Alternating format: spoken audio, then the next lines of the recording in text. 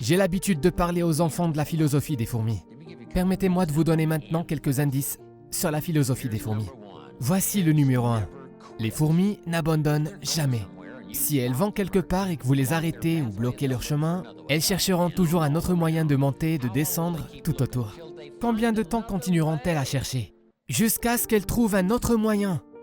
Voyez-vous, c'est une bonne philosophie. La philosophie de la fourmi. En voici un autre indice. Les fourmis pensent à l'hiver durant tout l'été. C'est pourquoi les fourmis semblent pressées en été. Allons, allons, allons, allons.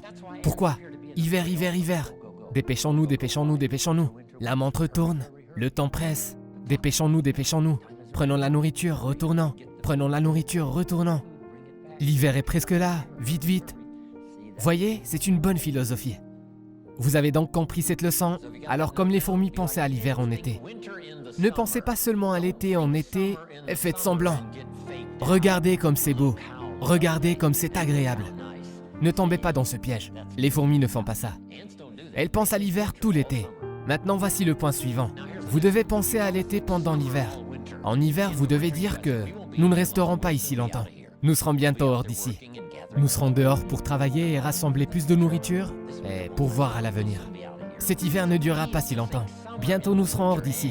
La clé est donc de penser à l'été en hiver et de penser à l'hiver en été. Maintenant, si quelqu'un a besoin d'aide à ce sujet, vous devez apprendre à lui présenter de cette manière et lui expliquer que la morale de l'histoire est que les meilleurs pensent à l'hiver en été, puis pensent à l'été en hiver. Pensez négatif quand c'est positif, puis pensez positif quand c'est négatif. N'est-ce pas que c'est un défi? La réponse est oui, c'est un défi. Mais c'est la vie. C'est ça le problème. À quelle fréquence l'hiver succède-t-il à l'automne?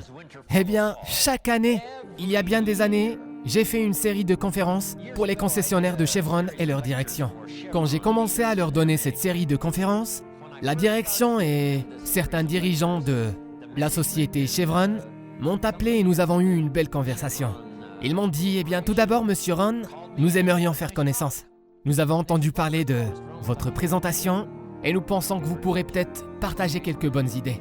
Et ils ont dit en passant, vous voyagez à travers le monde et vous fréquentez beaucoup de dirigeants d'entreprises et que vous êtes en affaires depuis longtemps, partout dans le monde. Ils m'ont demandé, selon moi, à quoi ressembleront les 10 prochaines années? Et je leur ai dit, messieurs, vous avez demandé à la bonne personne. Alors leurs yeux se sont agrandis et j'ai dit, j'ai de l'expérience. J'ai parcouru le monde et j'ai vécu longtemps et je connais vraiment la réponse. Et voici comment les 10 prochaines années vont être. À peu près comme les 10 dernières.